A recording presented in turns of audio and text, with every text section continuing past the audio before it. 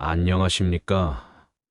저는 이상우라고 합니다. 제 나이 47, 평범한 회사원이죠. 오늘 이렇게 저의 이야기를 들려드리는 건 2012년 겨울에 우리 가족에게 일어났던 일 때문입니다. 그 일은 지금도 제 가슴을 무겁게 짓누르고 있습니다. 아버지가 돌아가신 후 어머니는 혼자 살기 어려워지셨습니다. 고혈압에 당뇨까지 있으셨거든요. 그래서 저희 집에 모셔오게 되었죠. 서울 노원구 상계동의 낡은 연립주택. 그리 넓지 않은 공간이었지만 저와 아내 지은, 16된 아들 진우, 그리고 어머니까지 네 식구가 함께 살게 되었습니다. 처음엔 모두 잘 지냈습니다. 아내 지은이도 어머니를 잘 모셨고요.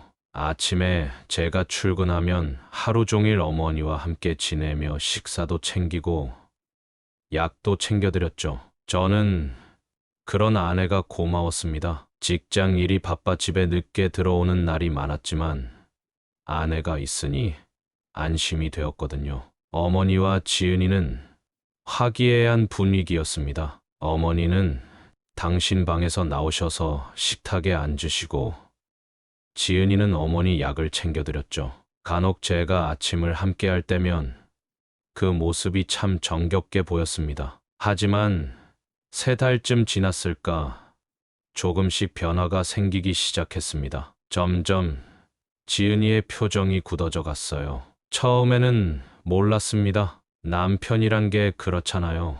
매일 보는 아내의 작은 변화를 알아채지 못하는 경우가 많죠. 퇴근 후 집에 들어서면 지은이는 항상 웃는 얼굴로 저를 맞았지만 가끔 그 미소 뒤에 지친 기색이 감춰져 있는 걸 느꼈습니다. 하지만 직장에서 받는 스트레스 때문에 제대로 살피지 못했죠. 아내가 집안일과 어머니 돌봄으로 얼마나 지쳐가고 있는지 모른 채 했던 겁니다. 어느 날 밤 늦게 들어왔는데 지은이가 거실에 혼자 앉아 있었습니다. 텔레비전도 켜지 않고 그냥 멍하니 앉아 있더군요. 눈에 눈물이 고여 있었고 지은이는 어머니를 요양원에 모시는 게 어떻겠느냐고 물었습니다. 그 말을 들은 순간 저는 당황스러웠습니다. 어머니를 요양원에? 제가 살아있는데? 도저히 받아들일 수 없었죠. 하지만 지은이의 얼굴에서 지친 기색이 역력했습니다. 매일 24시간 어머니와 함께하는 건 분명 쉬운 일이 아니었을 겁니다. 그렇게 대화는 끝났지만 그날 이후로 우리 집의 분위기는 미묘하게 달라졌습니다. 겉으로는 평온했으나 그 속은 조금씩 균열이 생기고 있었던 거죠. 저는 아내와 어머니 사이에서 균형을 잡으려 애썼습니다. 하지만 결국 그 균형은 깨지고 말았습니다. 제가 알지 못했던 혹은 알고 싶지 않았던 진실이 수면 위로 드러나게 된 거죠. 어머니의 행동도 조금씩 변하기 시작했습니다. 처음에는 활기차게 아침을 맞이하시던 분이 자꾸 방에만 계시려 했어요. 식사 시간에도 눈치를 살피는 듯한 모습이 보였습니다. 특히 지은이가 있을 때면 더 그랬죠. 진우가 학교에 가고 제가 출근하면 집에는 어머니와 지은이만 남았습니다. 그때 무슨 일이 있었는지 저는 알 수 없었죠. 다만 퇴근 후 집에 돌아오면 어머니가 방에서 거의 나오지 않으신다는 사실만 알게 되었습니다. 어머니에게 왜 방에만 계시냐고 물었을 때 어머니는 지은이의 일에 방해될까 봐 그렇다고 하셨습니다. 그런 어머니의 말씀이 마음에 걸렸지만 저는 깊게 생각하지 않았습니다. 어머니가 나이 드신 탓에 점점 움직임이 불편해져서 그런가 보다 했죠. 하지만 지금 생각해보면 그때 더 관심을 가졌어야 했습니다. 고혈압 약을 잘 챙겨 드시지 않는 것도 눈에 띄었습니다. 어머니는 원래 약을 거르는 법이 없으셨는데 말이죠. 어느 날 저녁 어머니의 약통을 확인해 보니 이틀치 약이 그대로 남아 있었습니다. 약을 왜 안 드셨냐고 물었을 때 어머니는 깜빡했다며 어색하게 웃으셨습니다. 그때 지은이가 부엌에서 걸어 나왔고 어머니에게 또 약을 안 드셨냐며 짜증 섞인 목소리로 말했습니다. 어머니는 고개를 숙이셨고 미안하다며 작은 목소리로 말씀하셨죠. 이런 상황이 몇 번 반복되면서 저는 점점 가정 내 분위기가 이상해지고 있다는 것을 느꼈습니다. 하지만 구체적으로 무엇이 문제인지 파악하지 못했죠. 직장에서의 업무 스트레스로 집안일에 신경 쓸 여유가 없었던 겁니다. 어느 날은 일찍 퇴근해서 집에 들어갔는데 지은이와 어머니가 이야기하는 소리가 들렸습니다. 현관에서 신발을 벗다가 우연히 들은 대화였죠. 지은이는 어머니에게 꼭 약을 드셔야 한다고 강조했고 어머니는 약을 먹으면 속이 쓰리다고 거부하셨습니다. 지은이는 그저 핑계라며 제게 말하겠다고 했고 어머니는 작은 목소리로 아들에게는 말하지 말라고 부탁하셨습니다. 저는 그 자리에 얼어붙었습니다. 지은이의 말투에는 분명 냉담함이 묻어 있었어요. 제가 없을 때 이런 식으로 어머니를 대하고 있었던 건지 생각만 해도 마음이 무거워졌습니다. 하지만 막상 거실로 들어가자 지은이는 밝은 표정으로 저를 맞이했습니다. 마치 방금 전에 일이 없었던 것처럼요. 그리고 어머니는 방으로 들어가셨습니다. 지은이에게 어머니를 물었더니 피곤하신가 보다며 방에 들어가셨다고 했습니다. 지은이의 대답이 너무나 자연스러워서 제가 방금 들은 것이 착각인가 싶었습니다. 하지만 어머니의 행동이 점점 더 위축되어 가는 것은 사실이었습니다. 그리고 전 그저 지켜보기만 했습니다. 그렇게 몇 달이 지나갔습니다. 겨울이 깊어갈수록 어머니는 더 방에만 계셨고 외출도 거의 하지 않으셨습니다. 가끔 어머니가 산책을 나가고 싶다고 하시면 지은이는 날씨가 춥다며 만류했죠. 저는 바쁜 회사 일에 치여 이런 상황을 그저 일상으로 받아들였습니다. 그리고 그것이 얼마나 큰 실수였는지 나중에서야 깨닫게 되었습니다. 그리고 그날이 왔습니다. 2012년 12월 17일.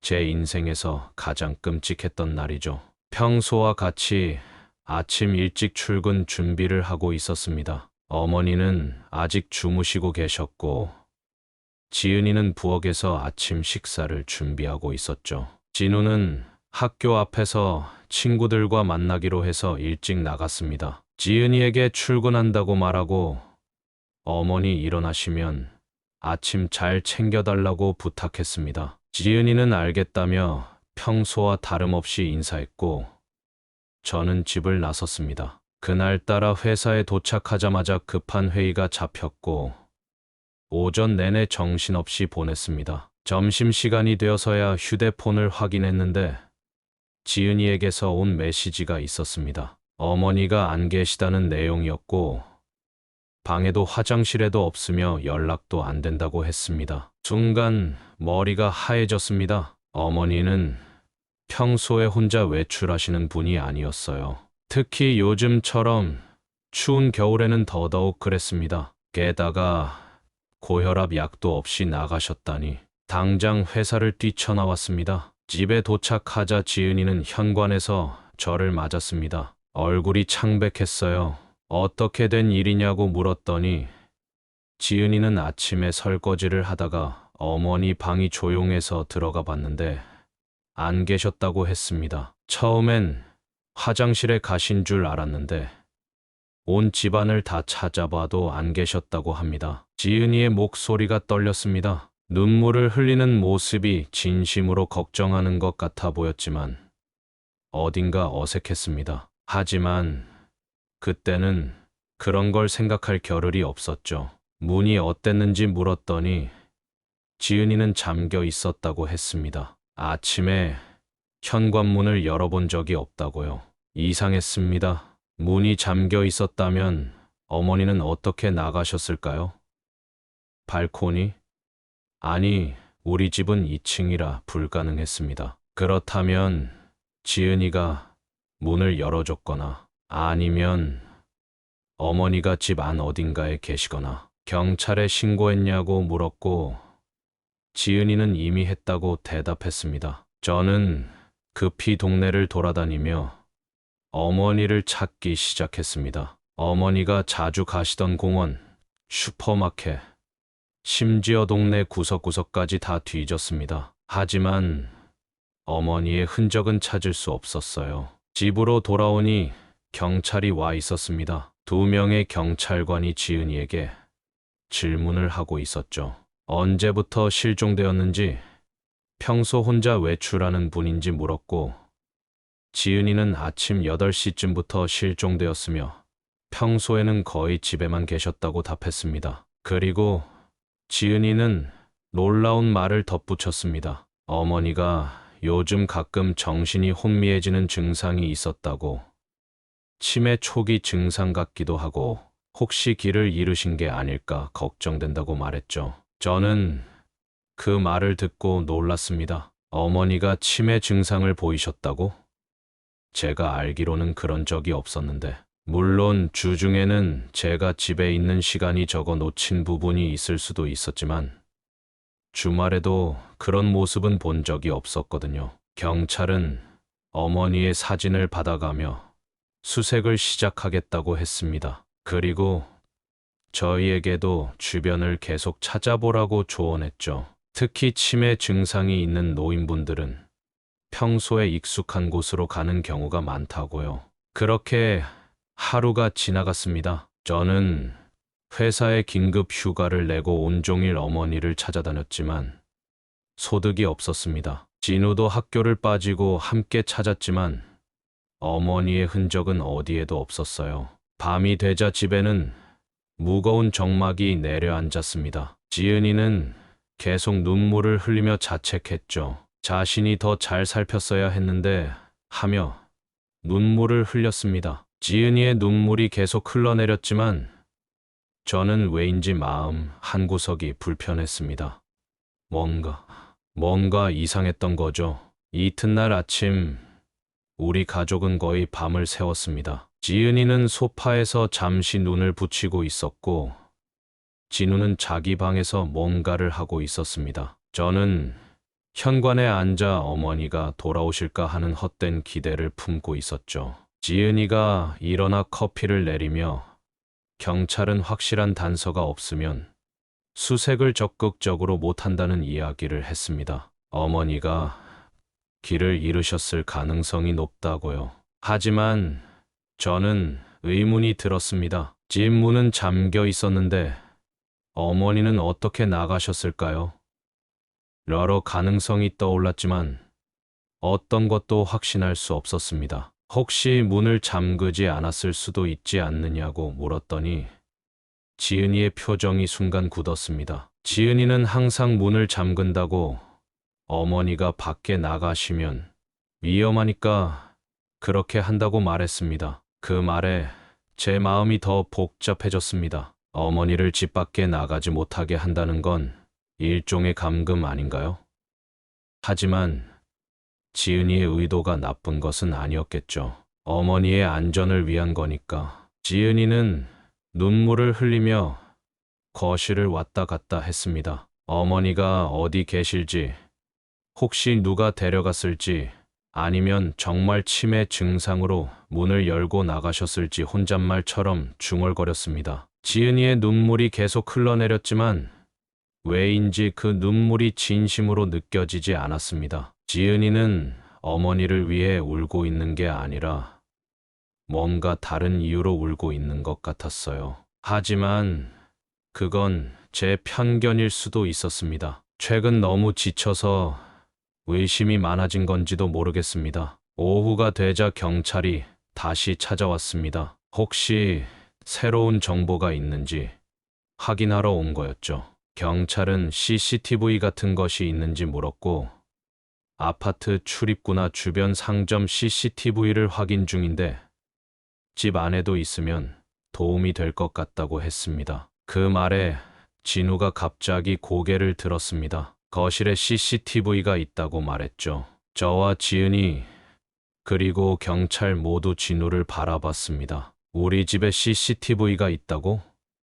저는 놀랐습니다. 진우는 몇 달 전에 직접 설치했다고 말했습니다. 집에 간간이 없어지는 물건이 있어서 특히 자신의 프로그래밍 책 때문이었다고요. 집안에 CCTV가 있었다니 그것도 제가 모르게 왜 말하지 않았냐고 물었더니 진우는 말하려고 했는데 기회가 없었다고 했습니다. 그리고 요즘엔 확인도 안 했고 자동으로 백업만 되고 있었다고요. 경찰이 즉시 CCTV 확인을 요청했고 진우는 자기 방에서 노트북을 가져왔습니다. 그리고 우리 모두 거실에 모여 화면을 지켜봤습니다. 진우가 어제 아침 영상 파일을 클릭하자 거실 모습이 화면에 나타났습니다. 시간은 오전 7시 30분. 제가 아침 식사를 하는 모습, 출근 준비를 하는 모습이 보였습니다. 그리고 8시경.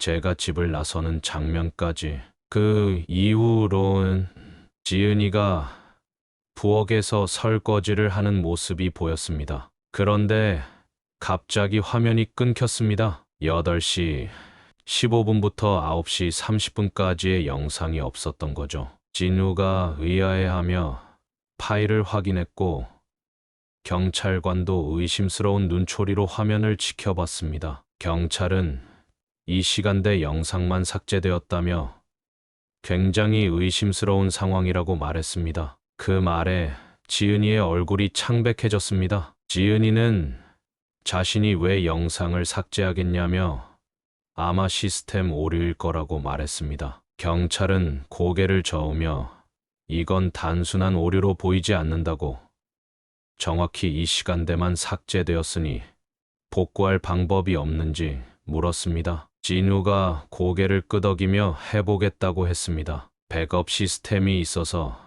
어느 정도는 복구할 수 있을 것 같다고요. 그 순간 지은이가 자리에서 벌떡 일어났습니다. 잠시 화장실을 다녀오겠다고 말했고 목소리가 떨렸습니다. 평소와는 다른 불안한 목소리였죠. 화장실로 향하는 지은이의 뒷모습을 보며 제 가슴은 점점 더 무거워졌습니다. 뭔가 있다.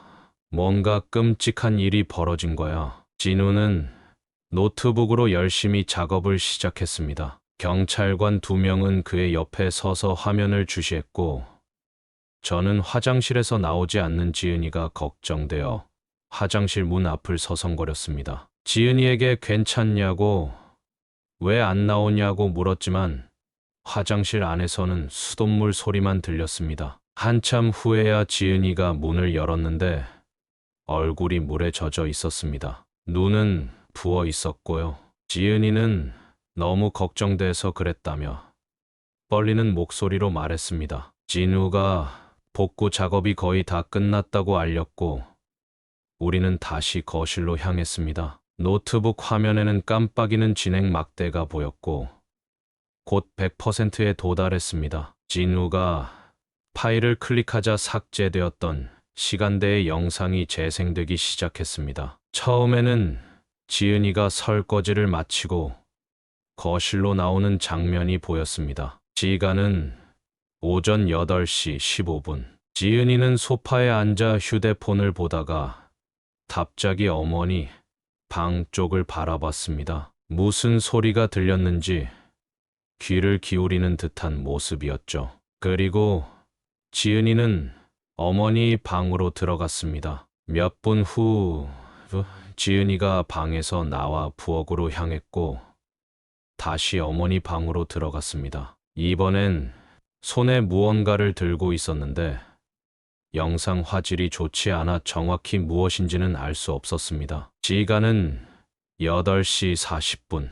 갑자기 거실로 어머니가 걸어 나오셨습니다. 어머니는 비틀거리며 걷다가 갑자기 거실 한가운데서 쓰러지셨습니다. 그 장면을 보는 순간 저는 심장이 멈추는 것 같았습니다. 몇 초 후 지은이가 방에서 나와 어머니가 쓰러진 것을 발견했습니다. 그런데 지은이의 반응이, 저는 그 순간을 절대 잊을 수 없습니다. 지은이는 당황한 기색 없이 어머니를 바라봤습니다. 그리고 잠시 서 있다가 어머니의 팔을 잡아 끌기 시작했습니다. 마치 무거운 짐을 끄는 것처럼 어머니를 질질 끌어 방으로 데려갔습니다. 영상을 보는 모든 사람이 충격에 빠졌습니다. 경찰관들은 서로 눈빛을 교환했고 진우는 입을 벌린 채 화면을 응시했습니다. 그리고 저는 다리에 힘이 빠져 그 자리에 주저앉고 말았습니다. 그때 화장실에서 나온 지은이가 거실로 들어왔습니다. 우리가 보고 있는 화면을 보자마자 지은이의 얼굴이 하얗게 변했습니다. 손이 떨리기 시작했고 입술도 파르르 떨렸습니다. 경찰 중 한 명이 지은이에게 다가가며 물었습니다. 이게 무슨 상황인지 설명해달라고 했습니다. 하지만 지은이는 말을 못하고 그대로 소파에 주저앉았습니다. 진우는 계속해서 영상을 재생했습니다. 9시쯤 지은이가 방에서 나와 현관으로 향했고 무언가를 들고 다시 돌아왔습니다. 그리고 9시 30분, 지은이는 컴퓨터 앞에 앉았습니다. 아마도 그때 CCTV 영상을 삭제한 것 같았습니다. 저는 머리가 어지러웠습니다. 단 하루 만에 제 세계가 완전히 뒤집혀 버린 기분이었습니다. 어머니는 어디 계시는 걸까요? 살아계신 걸까요?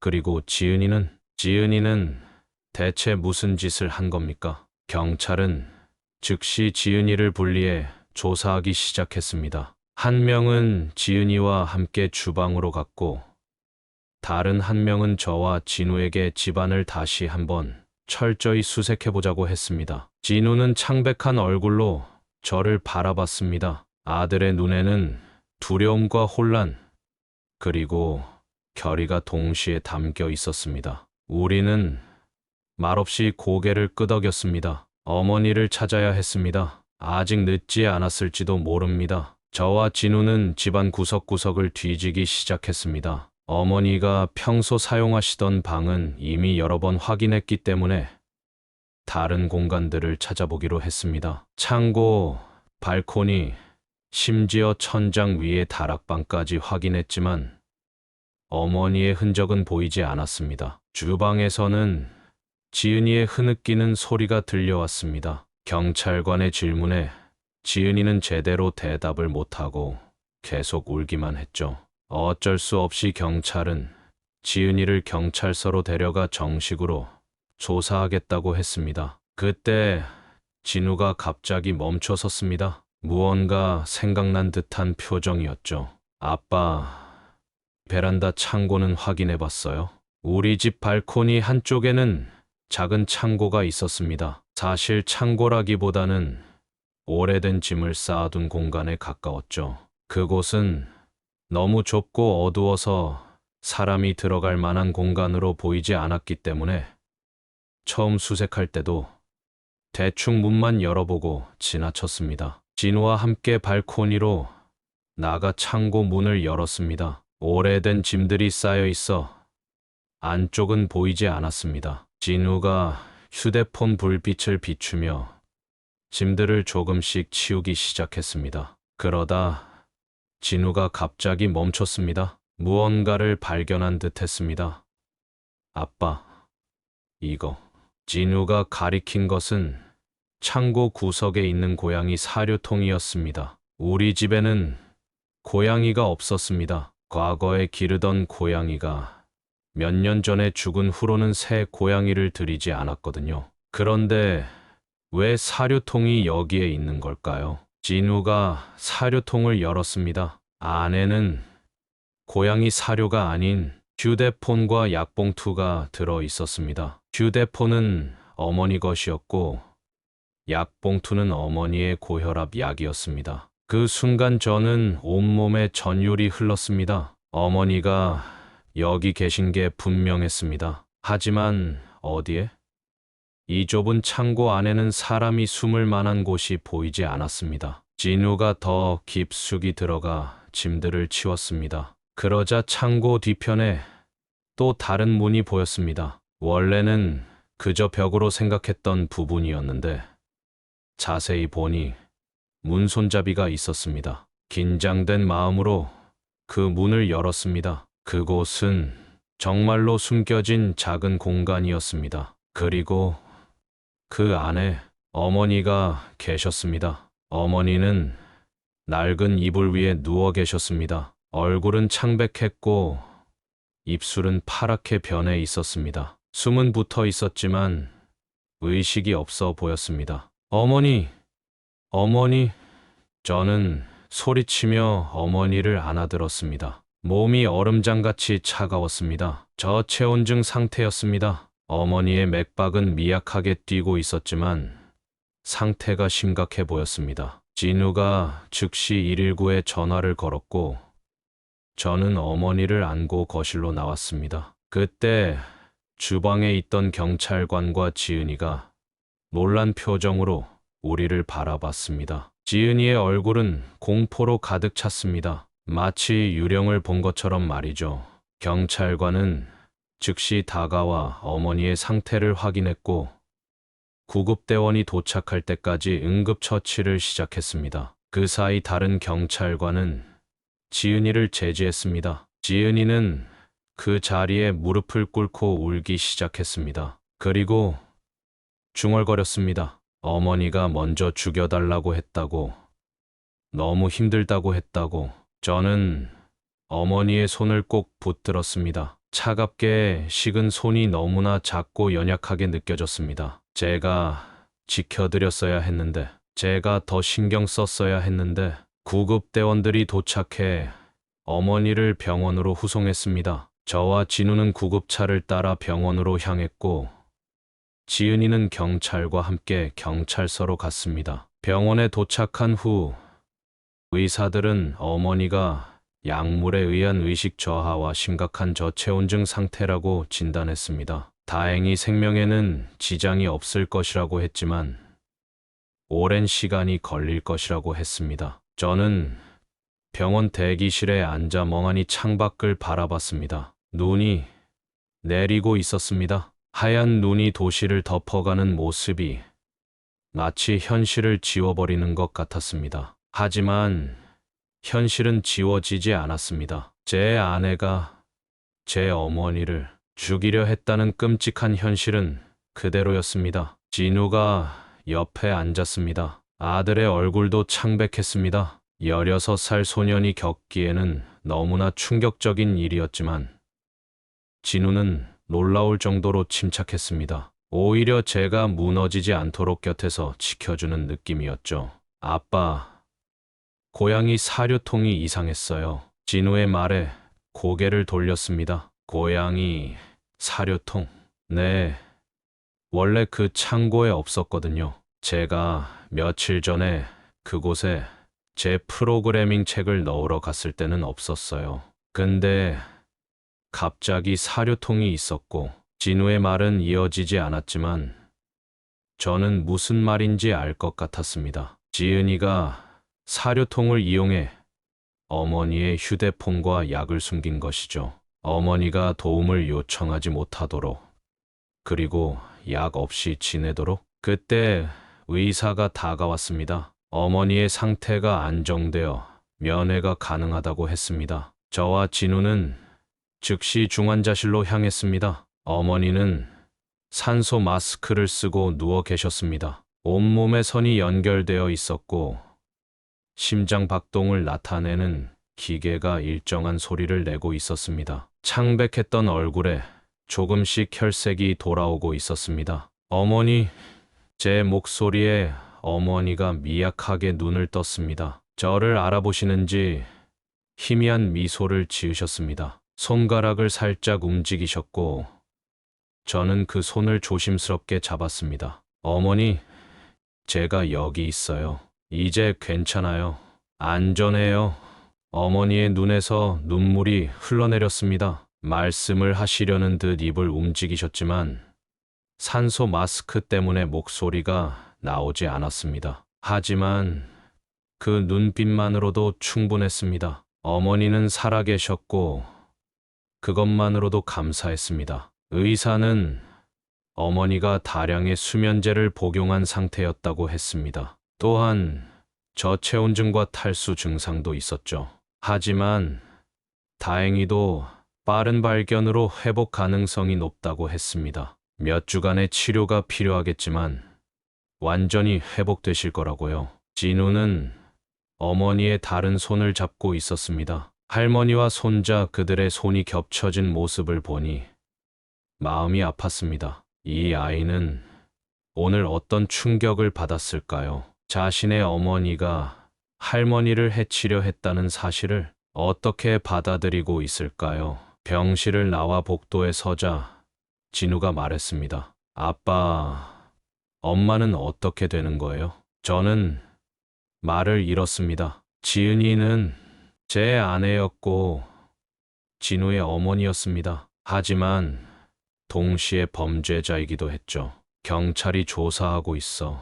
아마 법적인 처벌을 받게 될 거야. 진우는 묵묵히 고개를 끄덕였습니다. 더 이상의 질문은 없었습니다. 아마도 이미 현실을 받아들인 것 같았습니다. 그날 저녁 경찰서에서 연락이 왔습니다. 지은이에 대한 1차 조사가 끝났다고 했습니다. 지은이는 모든 혐의를 인정했다고 합니다. 어머니에게 수면제를 먹이고 의식이 없는 상태에서 창고에 가두었다고요.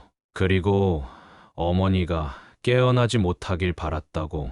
그 말을 듣는 순간 제 마음 속에서 뭔가가 무너져 내렸습니다. 10년 넘게 함께한 아내, 제 아들을 낳아준 여자, 그 사람이 어떻게 이런 일을 저지를 수 있었을까요? 경찰은 지은이의 상태가 불안정하다고 했습니다. 계속해서 울며 자신이 어쩔 수 없었다고, 어머니가 먼저 자신에게 죽여달라고 했다고 주장한다고요. 정신과 의사의 검진이 필요하다는 의견이 나왔다고 합니다. 저는 그날 밤 병원 의자에서 잠을 청했습니다. 진우는 집에 가서 쉬라고 했지만 그 아이는 고개를 저으며 함께 있겠다고 했습니다. 아들의 단단한 의지를 보며 저는 조용히 고개를 끄덕였습니다. 안개처럼 흐릿한 의식 속에서 지난 몇 달간의 상황이 떠올랐습니다. 어머니의 점점 위축되는 모습, 지은이의 미묘한 표정 변화, 그리고 제가 놓쳤던 수많은 신호들. 제가 조금만 더 관심을 기울였다면 이 비극은 막을 수 있었을까요? 다음 날 아침, 어머니의 상태는 조금 더 호전되었습니다. 의식이 또렷해지셨고 산소 마스크도 잠시 떼고 말씀을 하실 수 있게 되었습니다. 의사는 기적적인 회복이라고 했습니다. 어머니의 강한 생명력 덕분이겠죠. 어머니는 제 이름을 부르셨고 저는 눈물을 참을 수 없었습니다. 어머니의 손을 꼭 잡으며 대답했습니다. 어머니는 지은이가 어디 있냐고 물으셨고 저는 말문이 막혔습니다. 어떻게 대답해야 할지 몰랐습니다. 하지만 어머니는 이미 알고 계신 듯 했습니다. 어머니는 지은이가 그런 짓을 한 것이 자신의 탓이라고 하셨습니다. 지은이가 매일 자신을 돌보는 것이 힘들었을 거라고 본인도 알고 있었지만 요양원에 가기 싫었다고 말씀하셨습니다. 어머니의 말씀에 제 마음이 더 무거워졌습니다. 어머니는 자신이 짐이 된다고 생각하셨던 거군요. 하지만 그건 어머니의 잘못이 아니었습니다. 저희 가족이 함께 해결했어야 할 문제였습니다. 저는 제가 더 신경 썼어야 했다고, 지은이 혼자 모든 걸 감당하게 했고 어머니의 상황도 제대로 살피지 못했다고 말했습니다. 제 잘못이라고요. 어머니는 희미하게 미소 지으셨습니다. 그리고 조용히 지은이를 너무 미워하지 말라고, 사람은 누구나 힘든 순간이 있다고 말씀하셨습니다. 어머니의 너그러운 마음씨에 저는 더 이상 참을 수 없었습니다. 고개를 숙이고 흐느꼈습니다. 제 어머니는 자신을 해치려 한 며느리조차 이해하려 하셨습니다. 그 넓은 마음이 오히려 더 가슴 아프게 느껴졌습니다. 그날 오후 경찰이 병원으로 찾아왔습니다. 어머니의 진술이 필요하다고 했습니다. 저는 어머니가 아직 약하시니 나중에 하면 안 되겠냐고 물었지만 어머니는 괜찮다고 하셨습니다. 경찰은 조심스럽게 질문을 시작했습니다. 어떤 일이 있었는지, 지은이가 어떤 행동을 했는지 물었습니다. 어머니는 천천히, 때로는 말을 잇지 못하며 그날의 일을 진술하셨습니다. 어머니는 아침에 지은이가 평소와 달리 자신이 좋아하는 녹차를 가져왔고 마시고 나니 갑자기 너무 졸렸다고 말씀하셨습니다. 그 이후로는 기억이 나지 않는다고요. 어머니의 진술은 단편적이었지만 충분히 상황을 이해할 수 있었습니다. 지은이는 어머니의 차에 수면제를 탔고 의식이 없는 어머니를 창고에 가둔 것이었습니다. 경찰은 어머니에게 한 가지 더 물었습니다. 정말로 지은이에게 죽여달라고 한 적이 있는지 물었습니다. 지은이가 그렇게 주장하고 있다고요. 어머니는 잠시 침묵하셨습니다. 그리고 천천히 고개를 저으셨습니다. 그런 적 없다고, 하지만 가끔 자신이 짐이 되는 것 같다고 말한 적은 있으며 지은이가 힘들어 보여서 미안하다고 한 적은 있다고 말씀하셨습니다. 경찰은 고개를 끄덕이며 메모를 했습니다. 그리고 어머니에게 감사하다는 인사를 하고 나갔습니다. 병실에 저와 어머니, 그리고 진우만 남았을 때 어머니가 진우를 바라보며 미소 지으셨습니다. 어머니는 진우에게 할머니를 찾아줘서 고맙다고 하셨고 진우는 조용히 고개를 끄덕이며 할머니의 손을 잡았습니다. 어머니와 손자의 모습을 보며 저는 다시 한번 가족의 의미에 대해 생각했습니다. 가족은 함께 어려움을 이겨내는 것.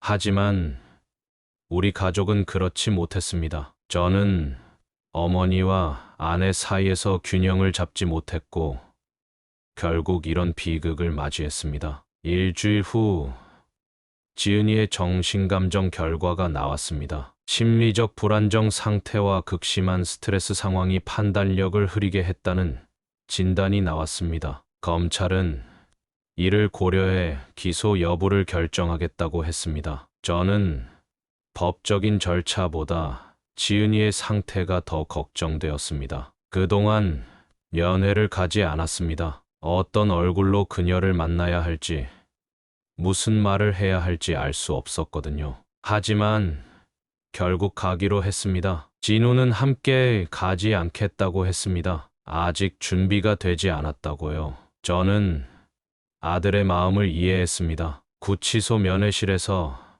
지은이를 만났습니다. 불과 일주일 만에 그녀는 완전히 다른 사람이 되어 있었습니다. 살이 쏙 빠진 얼굴, 생기 없는 눈, 헝클어진 머리.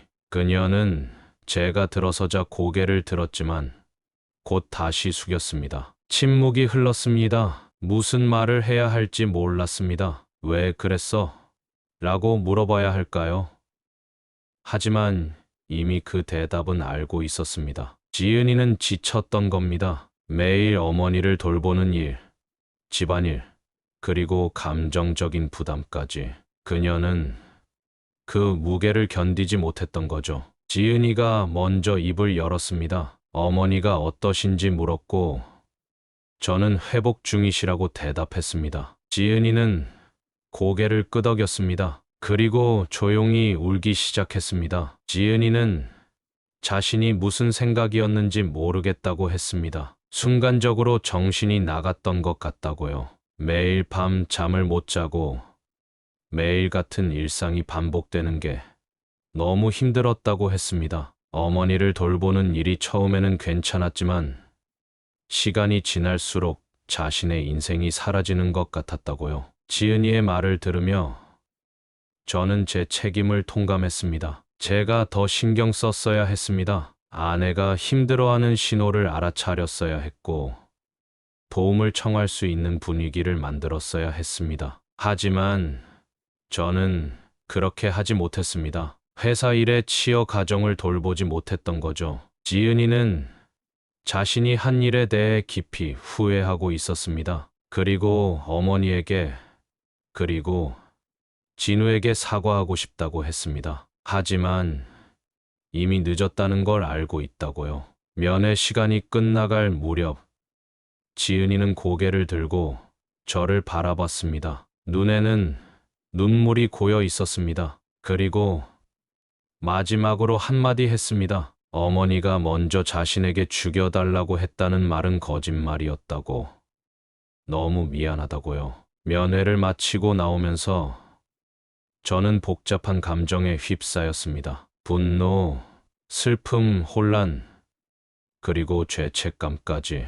모든 감정이 뒤섞여 있었습니다. 지은이가 저지른 일은 용서하기 어려웠지만 동시에 그녀가 그런 상황에 내몰리게 된 것에 제 책임도 있다는 사실을 부정할 수 없었습니다. 병원으로 돌아와 어머니께 면회 내용을 말씀드렸습니다. 어머니는 조용히 들으시다가 한숨을 내쉬셨습니다. 그리고 지은이를 용서하고 싶다고 하셨습니다. 놀라운 말씀이었습니다. 자신을 해치려 한 사람을 어떻게 그렇게 쉽게 용서할 수 있을까요? 어머니는 사람은 누구나 실수를 한다고, 지은이도 분명 자신의 잘못을 후회하고 있을 거라고 말씀하셨습니다. 그리고 가족이 서로 용서하고 이해하지 못한다면 누가 그럴 수 있겠냐고요.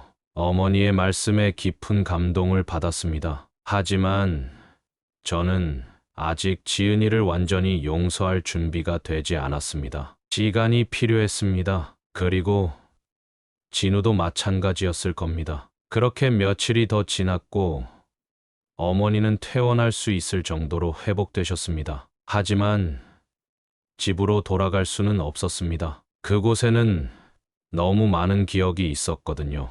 대신 임시로 요양병원에 모시기로 했습니다. 나중에 더 나은 곳을 찾기 위해서였죠. 그로부터 6개월이 지났습니다. 많은 것이 변했습니다. 우리는 상계동의 낡은 연립주택을 떠나 새로운 아파트로 이사했습니다. 어머니도 함께요.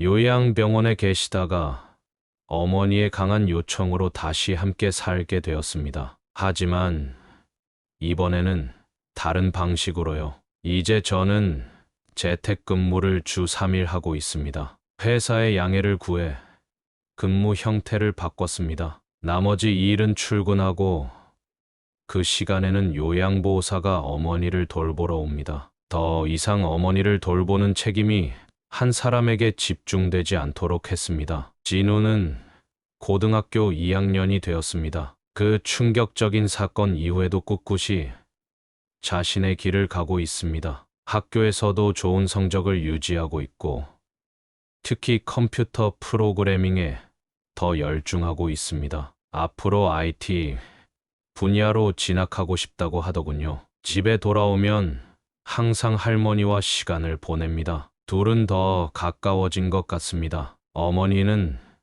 많이 건강해지셨습니다. 고혈압과 당뇨도 안정적으로 관리되고 있고 매일 아침 동네 공원을 산책하십니다. 때로는 제가 동행하기도 하고 때로는 진우가 함께 갑니다. 어머니는 더 이상 방에만 계시지 않습니다. 거실에서 텔레비전도 보시고 가끔은 요리도 하십니다. 물론 많이 하시지는 않지만 가끔 손맛이 그리울 때 직접 음식을 만드십니다. 지은이는 1년형을 선고받았지만 집행유예로 풀려났습니다. 정신과 치료를 조건으로요. 지금은 지은이 친정어머니 집에서 살고 있습니다. 가끔 진우를 만나러 오지만 저와는 아직 어색합니다. 이혼 서류는 아직 제출하지 않았습니다. 서두를 필요가 없다고 생각했습니다. 지은이에게도 시간이 필요할 테니까요. 처음엔 어머니와 지은이의 만남을 걱정했습니다. 하지만 놀랍게도 어머니는 지은이를 만나는 것을 꺼리지 않으셨습니다. 오히려 적극적으로 만나고 싶어 하셨죠. 두 사람의 첫 만남은 병원에서 이루어졌습니다. 지은이는 계속해서 사과했고 어머니는 그런 지은이의 손을 잡아주셨습니다. 저는 그 광경을 지켜보며 다시 한번 어머니의 너그러운 마음씨에 감동했습니다. 가끔 그날을 생각합니다. 어머니가 실종되었던 그 겨울날을, 그리고 CCTV에 찍힌 충격적인 장면을.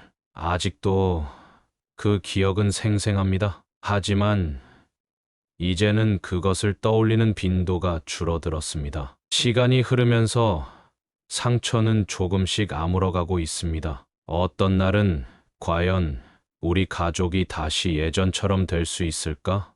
라는 의문이 듭니다. 하지만 곧 깨닫습니다. 우리는 이미 예전과 같을 수 없습니다. 그 사건은 우리를 영원히 변화시켰습니다. 하지만 그것이 꼭 나쁜 것만은 아닙니다. 우리는 더 강해졌고 서로를 더 이해하게 되었습니다. 특히 저는 가족의 소중함을 더 깊이 깨달았습니다. 오늘도 저는 아침에 일어나 어머니의 방을 들여다봅니다. 어머니는 평화롭게 주무시고 계십니다. 그리고 진우의 방도 봅니다. 아들은 책상에서 공부하고 있습니다. 이런 일상이 얼마나 소중한지 이제야 제대로 알게 되었습니다. 우리 가족은 큰 위기를 겪었지만 그것을 통해 더 단단해졌습니다. 물론 아직도 해결해야 할 문제가 많습니다. 지은이와의 관계도 다시 생각해봐야 하고 진우가 받은 상처도 치유해야 합니다. 하지만 이제는 혼자서 모든 것을 짊어지려 하지 않습니다. 우리는 함께 문제를 해결해 나갈 것입니다. 어머니를 잃을 뻔했습니다. 하지만 더 무서운 건 그게 가족에게 벌어질 수 있는 일이란 겁니다. 서로를 미워하고 이해하지 못하고 결국 해치게 되는 일. 그런 비극이 우리 가족에게 일어날 뻔했습니다. 하지만 우리는 그것을 이겨냈습니다. 요즘 어머니와 진우는 매일 오후 병원 근처 공원을 산책합니다. 둘이서 천천히 걸으며 이야기를 나누는 모습을 볼 때면 가슴 한편이 따뜻해집니다. 어머니는 진우의 손을 꼭 잡고 계십니다. 그리고 진우도 할머니의 손을 놓지 않습니다. 그 모습이 바로 우리 가족의 현재이자 미래입니다. 저는 이제 알게 되었습니다. 가족은 그저 함께 사는 것만으로는 충분하지 않다는 것을요. 서로를 이해하고 서로의 짐을 나누어 지고 그리고 무엇보다 서로를 용서할 줄 알아야 한다는 것을요. 그 어려운 과정을 통해 우리는 비로소 진정한 가족이 되어가고 있습니다. 오늘 이야기가 재밌으셨다면 구독과 좋아요 꼭 눌러주시고 댓글로 어디서 시청하고 계신지 알려주세요. 오늘도 행복하시길 바라겠습니다.